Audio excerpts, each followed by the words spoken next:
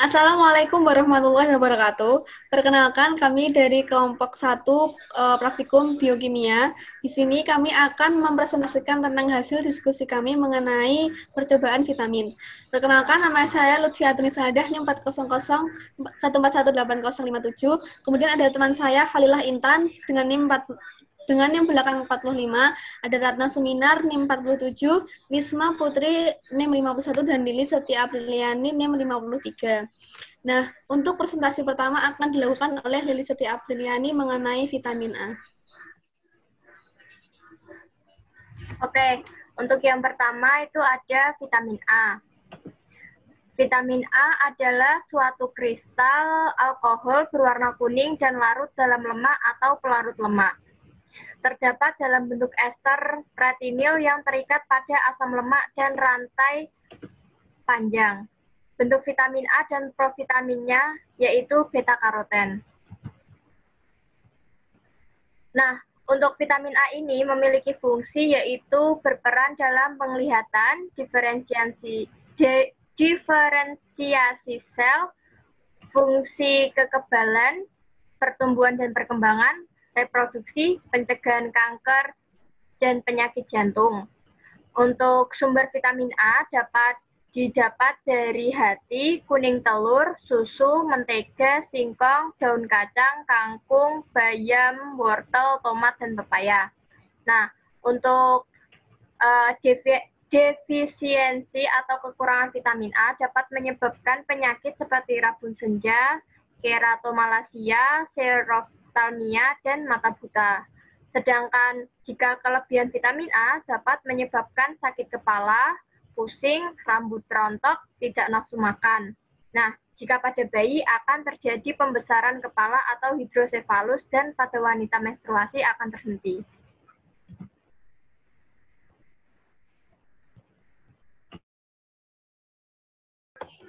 Yang kedua adalah vitamin B1. Vitamin B1 merupakan anggota pertama dari kelompok vitamin-vitamin yang disebut dengan vitamin B kompleks. Vitamin B1 dapat larut dalam air, namun tidak dapat larut dalam minyak dan zat pelarut lemak. Vitamin ini stabil terhadap pemanasan pada pH asam, namun akan terurai pada suatu basa atau netral.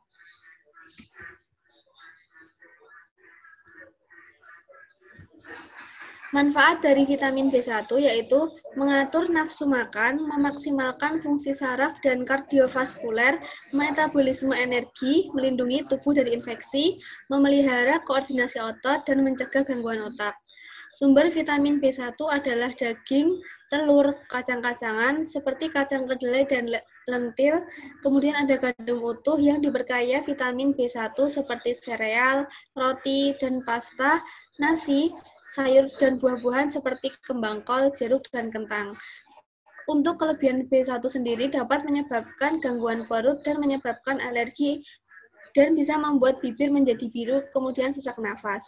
Sedangkan jika kekurangan vitamin B1 dapat menyebabkan penyakit beri-beri dan penyakit white night. Beri-beri dapat dikenali dari gejala sesak napas, gerakan mata yang tidak normal, detak jantung meningkat, kaki bengkak, dan muntah-muntah.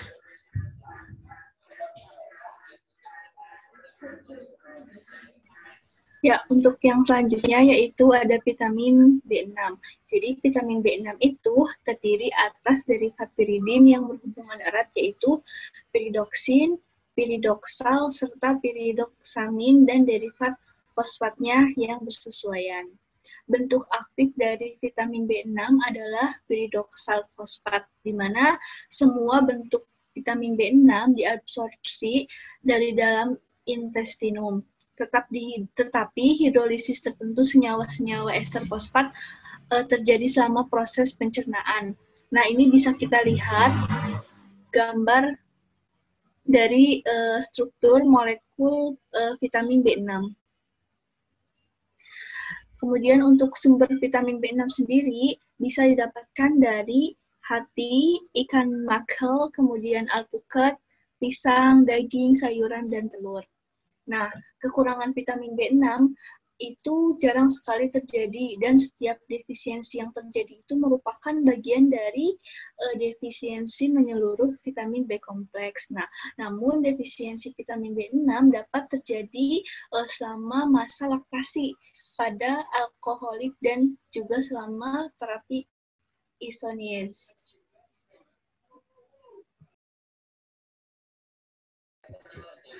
Kemudian ada vitamin B12. Vitamin B12 merupakan kumpulan senyawa-senyawa yang terhubung secara kimia, yang semuanya memiliki aktivitas sebagai vitamin. Vitamin B12 disebut juga sebagai kobalamin, yang merupakan vitamin larut air yang berperan penting dalam berfungsi normalnya otak dan sistem saraf, serta dalam pembentukan darah. Manfaat dari vitamin B12 yaitu membentuk sel darah merah dan mencegah anemia, menjaga kesehatan janin, menjaga jantung lebih sehat, dan mencegah osteoporosis. Kemudian sumber makanan vitamin B12 bisa berasal dari ikan salmon, ikan tuna, hati sapi, hati ayam, daging sapi, dan daging ayam, kemudian kerang, susu, dan serealia. Kemudian defisiensi vitamin B12 yaitu menyebabkan anemia megaloblastik karena akibat gangguan dan gejala neurologis yang bila terjadi defisiensi faktor intrinsik dari Casti.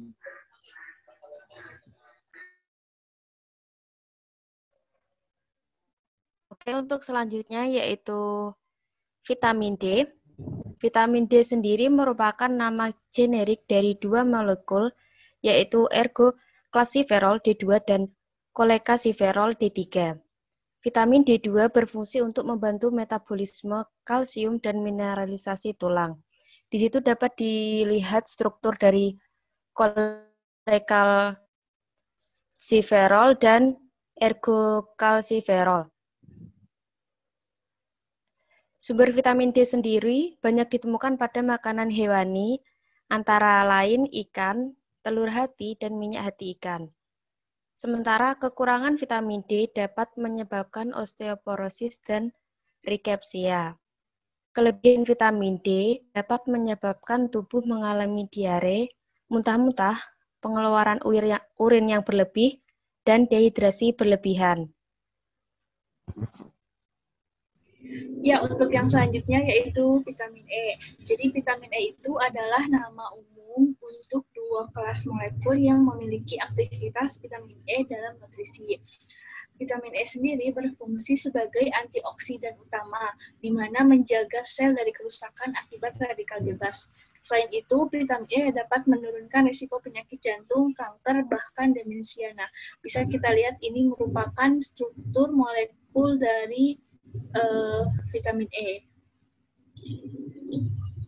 Kemudian sumber vitamin E yaitu bisa kita dapatkan dari sayuran hijau, kemudian kacang-kacangan, biji-bijian, buah-buahan, dan makanan laut. Vitamin E juga tersedia dalam bentuk suplemen serta produk makanan yang sudah diperkaya dengan sejumlah vitamin, termasuk vitamin E seperti sereal, jus, dan margarin.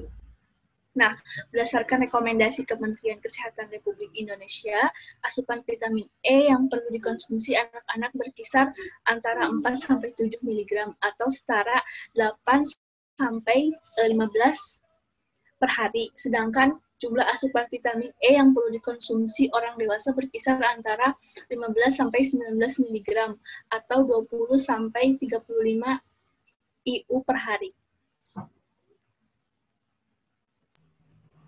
Selanjutnya, yaitu vitamin K. Vitamin K ini adalah nutrisi yang diperlukan oleh tubuh dalam proses pembekuan darah. Vitamin K ini terkandung secara alami di dalam makanan dan tersedia dalam bentuk suplemen tambahan. Di sana vitamin K2 dan vitamin K3. Fungsi vitamin K sendiri yaitu antara lain memelihara kadar normal faktor-faktor pembekuan darah yaitu faktor 2, 7, 9, dan 10 yang disintesis di dalam hati. Lalu membantu proses pembekuan darah menjaga kekuatan tulang, membantu pertumbuhan tulang, dan mencegah munculnya diabetes.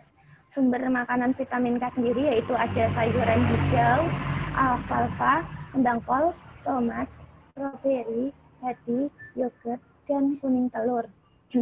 Kekurangan vitamin K ini akan muncul beberapa gejala seperti ketidaknormalan dalam proses pembekuan darah, proses penyerapan mineral, terutama pada bagian tulang yang tidak optimal.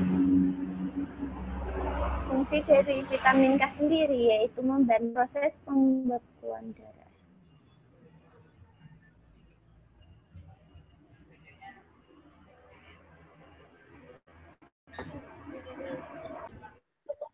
Sekian presentasi yang dapat saya sampaikan, yang dapat kelompok kami sampaikan. Kurang lebihnya kami mohon maaf yang sebesar-besarnya. Wassalamualaikum warahmatullahi wabarakatuh.